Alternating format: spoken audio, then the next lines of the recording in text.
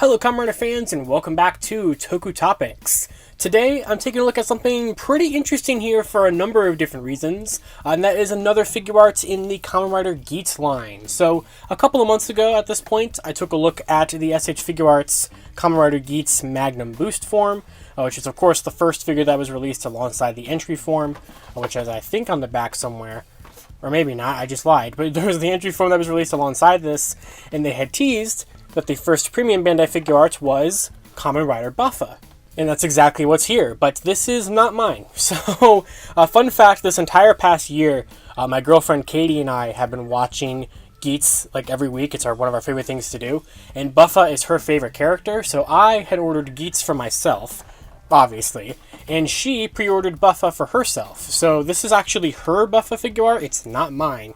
But she wanted me to take a look at it here on the channel, even before it got added to her own collection, so that's exactly what I'm doing. So if you're watching this video right now, you are probably a Patreon member, because I'm releasing this on Patreon a month early before the regular public as a Patreon exclusive video. So if you'd like to see this and other exclusive content and things early and perks and stuff like that, you can check out my Patreon in the link in the description below.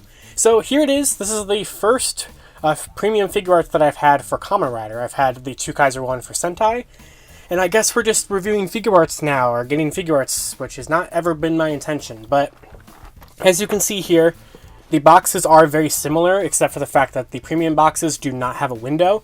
I will be seeing another premium FIguart from Geats soon, because I did pre-order Kamen Rider Glare, because I absolutely adore that suit. But as you can see, the box is very similar. You have Buffa here, zombie form. You have the Buffa symbol compared to the Geats one. It's very similar, it's just without, the window. And of course here, FIguarts Kamen Rider Buffa zombie form. And there it is right there. On the side, you just get more of the shoulder pad with the name. On the top, same thing, all that kind of stuff. More copyright stuff. And on the back here, you have Buffa zombie form. And showing you that you can also create the entry form if you have that FIguart. I do not have that FIguart, so I'm not going to be able to do that. However, it does show that you can combine it with either one of those to make Geats in his zombie form. And obviously I do have Geats here, so I will be checking that out at the very least. But without further ado, let's go ahead and open up Kamen Rider Buffa and take a look. Okay, so here is Kamen Rider Buffa out of the box, and wow, this is such a nice figure. It's such a nice figure. So I'm kind of jealous that it's not mine to have for my collection, because wow, it's so good. It's really good. Take a look at this. All the metallic purple paint, all of the detail. It's spiky and it's kind of sharp. Oh wow, this is such a nice figure. So what I was really impressed about is that the zombie hand here, whatever it's called, so there's no swappable hand for his left hand. However, these are, and I want to be super careful because I don't want to break her figure, these are individually ball jointed fingers, so you can get some poses there. In fact, the thumb had already popped off, and there it is popping off already again. So I really hope that I don't lose this for her. We'll put that right there. But you can use all the ball jointed fingers there, which is amazing. You get some swappable hands for his right hand. You can take the buckle off of the Desire Driver, which you're going to have to do if you want to do the swapping with Geats, which I will show off. And then you can just plug this back in there, like so. But yeah, the detail is fantastic. You basically get regular entry form legs, essentially, but you do have Buffa's skirt piece that he has, which I don't think is removable. So you can't just use this as a substitute for bare legs for Geats or something. At least I don't think so. But yeah, this is really, really, really good. So love the compound eyes, details and stuff there. It's fantastic. You get this amazing gradient back there as well with the hair pieces, and it's kind of soft, so he does get out of the way for articulation. It's perfect. It really is perfect. And now, of course, accessories-wise, you're going to have him include, if I can get him to stand, the zombie breaker, which is backwards. So there's the zombie breaker. You can move the chainsaw piece up and down for whenever he's doing a poison charge, so that's really, really cool. Love the details there. Very nicely painted and detailed. And then, accessories-wise as well, just didn't want to lose them. You get hands for holding stuff. Of course, he kind of just has a splayed open hand. And then you get these pieces here. So these pieces are pieces specifically for Geats. So it's orange eyes and a mouth plate for Geats to be zombie. And then you get this, and the mouth plate fell. But you get a regular mouth plate and blank eyes for an entry form Buffa if you have the entry form figure, which I, like I said, do not. So I can't show that off, but I am going to go ahead and try to show off Geats in zombie form and kind of see how easy it is to swap this, which I hope is relatively easy. So I've brought in Geats in here, and now I'm going to be making Zombie Boost, which is technically not like a form he even I think ever used, but that's just what I have with the pieces. So this is interesting because I don't want to rip these figures apart because they're very, very expensive figures. I mean, this was like 40 something and this was like 100 or something because it was a premium figure. So I guess we'll go ahead and start with swapping the buckle because we're going to have to do that. So we'll go ahead and take Magnum off of his Desire Driver.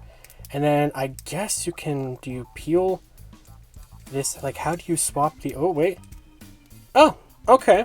So that came off really reasonably easily.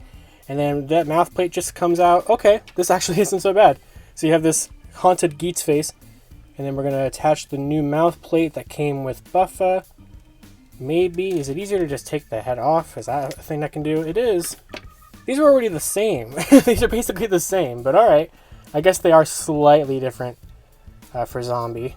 And then we'll just take this entire piece there and clip it back in. So now we have Zombie pieces for him.